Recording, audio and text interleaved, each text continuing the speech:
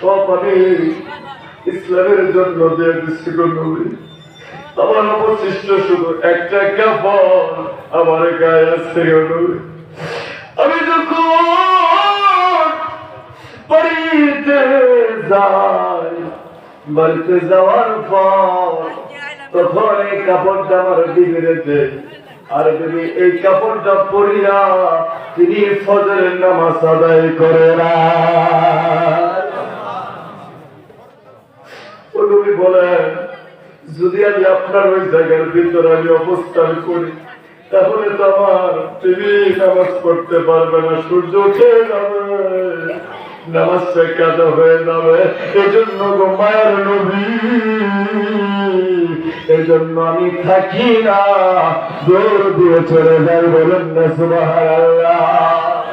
আমার মায়ের নবী একটা বড় সাহাবারা শুনো, যারা উপস্থিত আছো,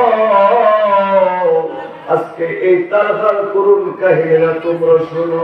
আমি রাসূল তোমাদের মাঝে আমি রাসূল ওয়াদা করে গেলাম, যতক্ষণ পর্যন্ত তালহাকে জান্নাতে না নিব ততক্ষণ পর্যন্ত আমি নবী জান্নাতে যাব না। আল্লাহু আকবার। ভালোবাসা তো এমন ভাবে ভালোবাসতে হবে, কথা বলেন ঠিক কিনা? জান দেব কিন্তু মাল দেব না, আছে কিনা? কথা বলেন আছে কিনা?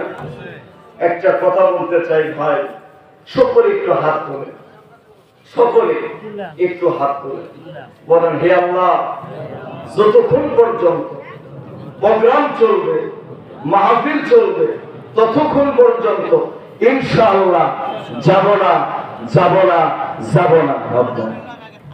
এটা ওয়াদা করলেন কার কাছে? বাজার